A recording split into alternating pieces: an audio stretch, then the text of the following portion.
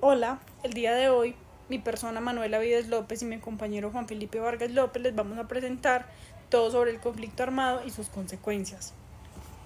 Principalmente les comenzaría hablando de la Ley 1448 del 2011, que también es llamada la Ley de Víctimas y Restitución de Tierras, la cual busca reconocer y reparar a las personas afectadas por el conflicto armado en Colombia.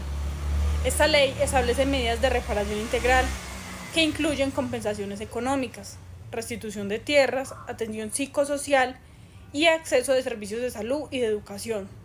Su objetivo es ayudar a las víctimas a recuperar su bienestar y promover su integración social. Además, la ley impulsa garantías de no repetición, no acciones para evitar futuras violaciones de derechos y fomentar la reconciliación. Aunque es un avance significativo para el país, también su implementación ha enfrentado varios desafíos, como la lentitud de los procesos de reparación, problemas de acceso a beneficios y dificultades en la restitución de las tierras. Pero a pesar de todos estos obstáculos, la Ley 1448 simboliza el compromiso de Colombia con las víctimas y la paz, representando el paso esencial hacia la justicia y la reconciliación del país. Al igual, también les voy a hablar sobre uno de los capítulos importantes que se llama La Guerra de la Periferia de Hernando Gómez Buendía, que se trata de los orígenes del conflicto armado en Colombia, con un enfoque en las zonas rurales y periféricas. Desde la independencia, Colombia ha enfrentado una desigualdad profunda en la distribución de tierras. Esta situación ha generado tensiones en el Estado. Nunca han sido atendidas plenamente, dejando a las poblaciones campesinas en el abandono y sin acceso a algunas oportunidades ni a la protección del Estado. La debilidad estatal en estas áreas generó un vacío de poder que fue llenado por grupos armados, incluyendo lo que son las guerrillas y los paramilitares. Al igual, durante la Guerra Fría, las guerrillas surgieron en Colombia como movimientos de reivindicación social en busca de mejores condiciones para los campesinos. Sin embargo, la falta de recursos y la necesidad de financiamiento llevaron a muchos de estos grupos a depender del narcotráfico, lo que en lugar de aliviar la situación agravó más la violencia del país. Con el avance del narcotráfico, tanto las guerrillas como los paramilitares empezaron a luchar por el control de los territorios estratégicos para el tráfico de las drogas. Esto llevó a un conflicto aún más feroz en las zonas rurales, donde ambos bandos buscaban expandir su influencia. También en este capítulo se destaca el surgimiento de los paramilitares que se formaron en respuesta a la amenaza de las guerrillas, las cuales presentaban algunos sectores de las élites. Estos grupos, con apoyo de algunos sectores privados y en ciertos casos incluso del propio Estado, generaron una nueva oleada de violencia, aumentando aún más la inseguridad en las zonas periféricas. Gómez Buendía argumenta que para resolver el conflicto armado, el Estado colombiano debe fortalecer su presencia en estas zonas rurales.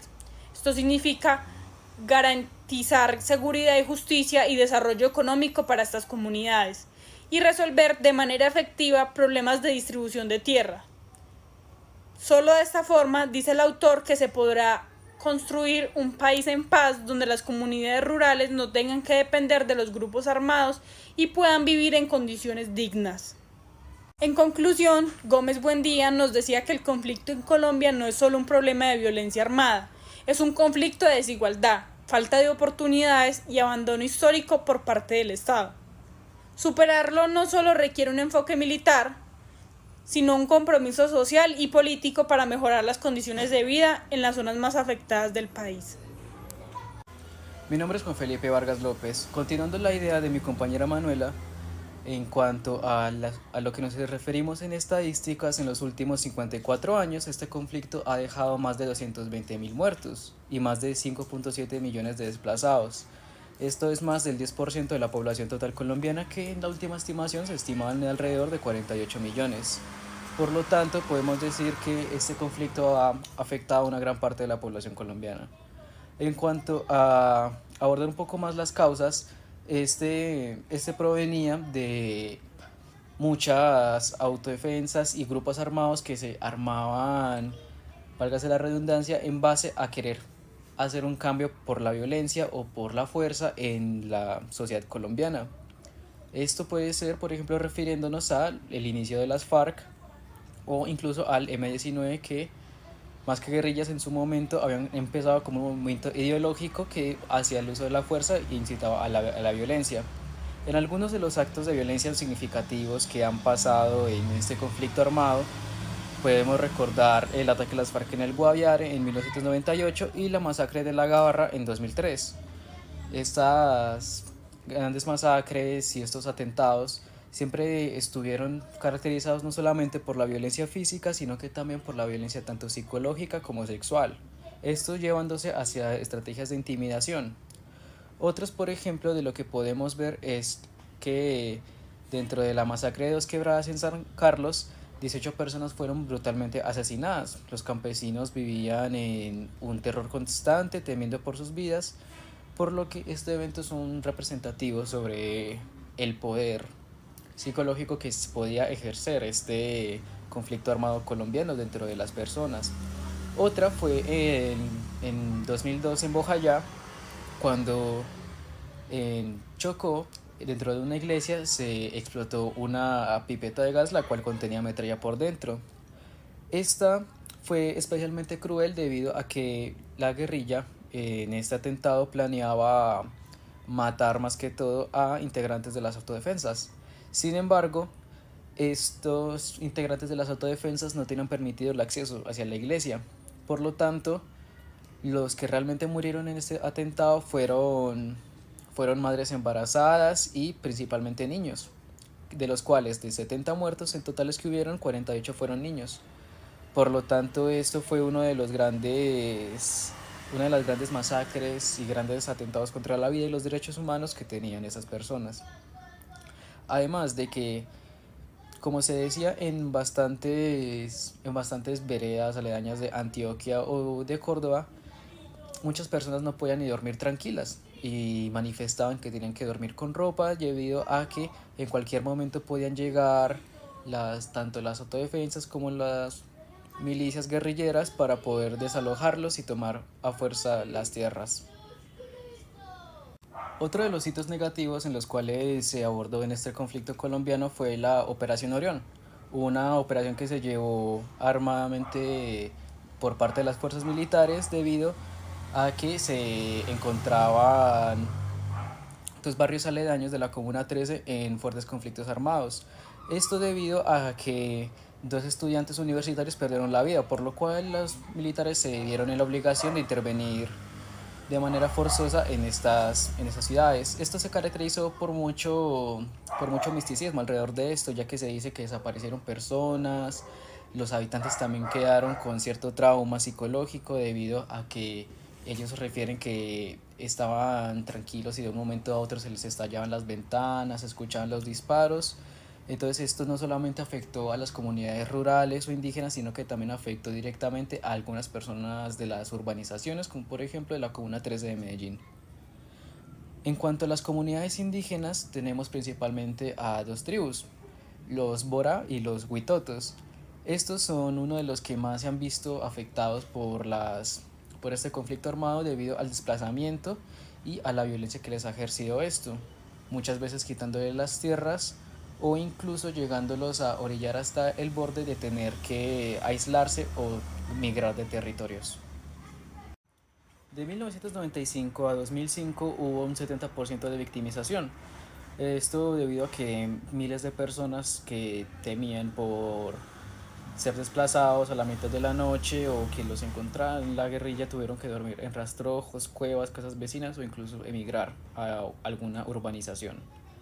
Para ya poder cerrar el tema, vamos a dar una opinión sobre cómo podríamos poder llevar el conflicto colombiano o sobre cómo podríamos mejorar esta resolución de paz. Primeramente tenemos que abordar no solamente la resolución de las consecuencias, sino que también tenemos que abordar la resolución de las raíces. Esto debido a que estos conflictos originaron como una diferencia ideológica y que sembrando desde la desigualdad y desde la criminalidad, esto se fue llevando. Por lo tanto, si logramos reducir tanto la criminalidad como las brechas entre las clases, podemos llegar a mejorar la convivencia de nosotros como país. Ahora yo, Andrea Yepes, les comentará un poco más sobre 3 puntos importantes sobre el capítulo 2 de los orígenes, las dinámicas y el crecimiento del conflicto armado del libro Basta ya Colombia, Memoria de la Guerra y la Dignidad. Primero comenzaremos hablando de los orígenes del conflicto. Como tal, esto nos muestra un contexto de desigualdad en la distribución de tierras, una exclusión social marcada y una ausencia de presencia del Estado en áreas rurales. Estas condiciones fueron el caldo del cultivo para el surgimiento de grupos armados que buscaban llenar ese vacío y así obtener un poder del gobierno que éste no ofrecía. Luego, las dinámicas del conflicto reflejan las alianzas, las tensiones y las rivalidades entre distintos entes u actores, como la guerrilla, los paramilitares, los narcotraficantes y también el propio Estado. Hay que tener claro y muy presente que cada uno de ellos tenía un objetivo en específico, pero todos con un punto en común, que es haciendo uso de la violencia. Además de esto, se mostraba como tal que el uso de la violencia iba a tener como objetivo controlar los territorios. También acumular el poder y acceder a recursos estratégicos, lo cual afectó gravemente a las comunidades más vulnerables, específicamente las que estaban en zonas rurales. Finalmente, el crecimiento del conflicto nos habla de cómo la violencia se intensificó y se proyectó en el tiempo. Estos factores como el auge del narcotráfico y la intervención de agentes internacionales hicieron que el conflicto armado no solo se profundizara, sino que obtuviera con más recursos destinados a prolongar la guerra y esto se viera afectado porque como tal no había esfuerzo que valiera para resolver dichos conflictos. Al relacionar este análisis con el video No hubo tiempo para la tristeza, se ve una conexión clara en la representación del impacto directo del conflicto armado con las comunidades y en la vida diaria de las personas. El video permite escuchar las voces de las víctimas, quienes experimentaron el desplazamiento de estos momentos en estos tiempos. También se logra evidenciar el miedo y la violencia de una forma más cercana y mucho más personal. Ambos materiales coinciden en algo muy claro, y es que entender y recordar es fundamental para dignificar las historias de estas personas y que el reconocimiento de su sufrimiento es parte esencial para avanzar en una paz mucho más duradera en Colombia. Hola, yo les hablaré sobre los dilemas de la construcción de paz para el posconflicto de la revista de Estudios Sociales y de la Facultad de Ciencias Sociales de la Universidad de los Andes. Como ideas principales tenemos, primero, la construcción de paz carece de una definición universalmente aceptada, lo que dificulta su aplicación práctica. Diferentes actores pueden tener interpretaciones variadas sobre lo que implica este proceso, lo que puede llevar a confusiones y a falta de un enfoque coherente en las políticas y estrategias. Como segundo, la intervención internacional en contextos postconflicto a menudo se enfrentan a una dificultad de equilibrar la necesidad de reformas económicas con la estabilidad política. Esto puede resultar en una falta de claridad en los mensajes enviados a los países en conflicto, donde las prioridades de desarrollo pueden entrar en conflicto con las necesidades inmediatas de paz y seguridad. Como tercero, tenemos la crítica a la agenda económica de la ayuda internacional, ya que actores como París critican que la ayuda internacional a menudo se basa en un modelo de democracia de mercado que no considera las realidades locales. Esto puede llevar a que las intervenciones sean ineficaces e incluso contraproducentes, ya que ignoran las dinámicas sociales y políticas específicas de cada contexto. Como cuarto, en el caso colombiano puede beneficiarse de las lecciones aprendidas en otros contextos postconflicto, como en Sudáfrica o Bosnia. Sin embargo, es crucial adaptar estas lecciones a las particularidades del conflicto colombiano, considerando factores como la historia, la cultura y las dinámicas sociales que influyen en el proceso de paz. Quinta, la discusión entre bloques minimalistas y maximalistas reflejan diferentes perspectivas sobre cómo abordar la construcción de la paz. Los minimalistas tienden a enfocarse en la resolución de problemas inmediatos y en la estabilización, mientras que los maximalistas abogan por cambios estructurales profundos que aborden las causas subyacentes del conflicto. Esta tensión puede complicar la formulación de políticas efectivas. Como sexto, está la evaluación de la eficacia de la construcción de paz, ya que la literatura sobre construcción de paz ha sido criticada por su falta de evaluación rigurosa. Esto plantea la necesidad de desarrollar marcos de evaluación que permitan medir el impacto de las iniciativas de Colombia y su efectividad en la reducción de la violencia. Como séptimo, la construcción de la paz no es un proceso lineal ni unidimensional. Involucra aspectos políticos, económicos, sociales y culturales. Esta complejidad requiere un enfoque holístico que considere todas las dimensiones del conflicto y la paz, lo que puede ser un gran desafío. Como octavo, la distribución de poder es otro obstáculo, ya que implica negociar la distribución del poder entre diferentes grupos, lo que puede ser un proceso conflictivo en sí mismo, ya que la inclusión de minorías y la representación equitativa son cruciales para garantizar la legitimidad del proceso y evitar la reanudación de la violencia. Como noveno, la forma en que un conflicto se desarrolla y se resuelve tiene un impacto significativo en las estrategias de construcción de paz. Por ejemplo, un conflicto que termina en un acuerdo negociado puede requerir un enfoque diferente de un conflicto que termina en una victoria militar, por lo cual esto deja evidente la importancia de adoptar las estrategias a las circunstancias específicas de cada conflicto. Otra idea principal es que la relación entre desarrollo y paz es compleja y bidireccional. Mientras que el desarrollo puede contribuir a la paz, al abordar las causas estructurales de la violencia, la paz también es un requisito previo para el desarrollo sostenible. Esto sugiere que las estrategias de construcción de paz deben integrar componentes de desarrollo económico y social. Otra idea principal es establecer una agenda clara y consensuada, es fundamental para guiar las acciones de los actores nacionales e internacionales con el proceso de construcción de paz. Esto incluye definir objetivos, identificar actores claves y establecer mecanismos de coordinación para asegurar que todos trabajen hacia metas comunes. Otra idea principal es la falta de criterios claros para evaluar el éxito de las iniciativas de construcción de paz, lo que puede sofocar su legitimidad, ya que es esencial desarrollar indicadores que permitan medir el progreso de áreas como la reconciliación, la justicia y la estabilidad política, lo que puede ayudar a construir confianza entre las partes involucradas y la comunidad internacional.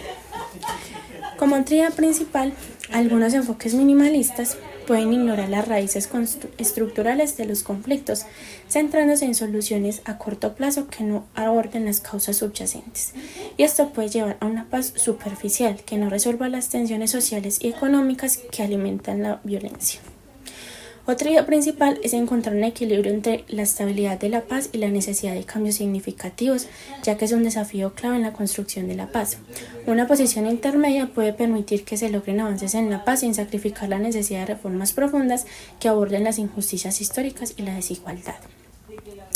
Como otra idea principal, la implementación de acuerdos de paz es a menudo un proceso complicado que requiere la voluntad política de todas las partes involucradas, así como el apoyo de la comunidad internacional, ya que los desafíos pueden incluir la desmovilización de combatientes, la reintegración en la sociedad y la creación de instituciones que promuevan la paz y la justicia. Ahora esto lo relacionaremos con las causas políticas, bélicas y de solución del conflicto armado colombiano. Como causas políticas tenemos que el conflicto armado son la desigualdad, el acceso desigual a las tierras y la exclusión sectorial social. Encajan con la visión maximalista de la construcción de la paz. Esta postura sostiene que para lograr una paz duradera es necesario abordar causas estructurales de los conflictos.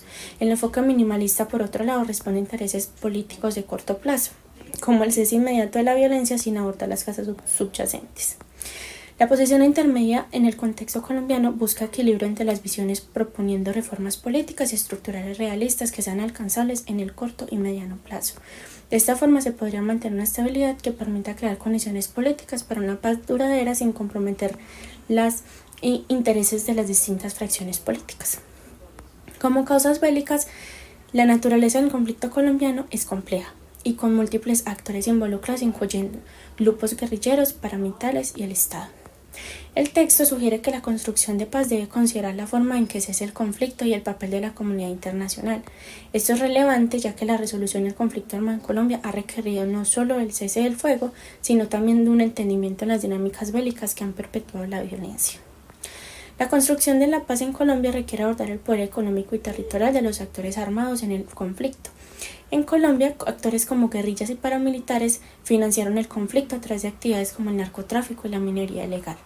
La visión minimalista busca desactivar directamente esas economías de guerra, por ejemplo, mediante el desarme y el control de territorios claves. La visión maximalista, en cambio, sugiere reintegrar a excombatientes y reestructurar las economías regionales para evitar que estas prácticas comunes continúen en tiempos de paz. Como resolución del conflicto, tenemos que la construcción de paz se presenta como un proceso multidimensional que debe ser adaptado a las particularidades del contexto colombiano. Esto implica que las estrategias de la resolución deben ser específicas y considerar las lecciones aprendidas de otros países, así como las características únicas del conflicto armado, como su larga duración y la magnitud del negocio ilegal que lo alimenta. La búsqueda de una paz maximalista que no solo detenga la guerra, sino que también promueva el desarrollo social y económico es un desafío significativo en este contexto. La construcción de la paz en Colombia ha necesitado tanto el apoyo estatal como la supervisión internacional. El proceso de paz con las FARC, por ejemplo, incluyó la participación de países garantes que ayudaron a monitorear el cumplimiento de los acuerdos. Esto se alinea con la intervención internacional descrita en el texto, lo cual destaca cómo el apoyo externo puede facilitar acuerdos y garantizar su implementación, especialmente cuando el conflicto interno está profundamente arraigado. La construcción de la paz también implica mecanismos de justicia y reconciliación que permitan a la sociedad sanar colectivamente. En Colombia esto refleja en instituciones como la Jurisdicción Especial para la Paz, que busca satisfacer las demandas de justicia y las víctimas sin obstaculizar el proceso de paz. La paz positiva, mencionada en el texto, resalta la importancia de procesos inclusivos que vayan más allá de la ausencia de la violencia y promuevan la cultura y resolución pacífica de conflictos. Como desafíos en la construcción de la paz, el texto también destaca la escasa evaluación de las iniciativas de construcción de la paz y la dificultad de generalizar hallazgos de contextos específicos. Esto resalta la necesidad de un enfoque crítico y adaptativo en la resolución del conflicto colombiano, donde se deben considerar las tensiones entre visiones minimalistas y maximalistas de la paz.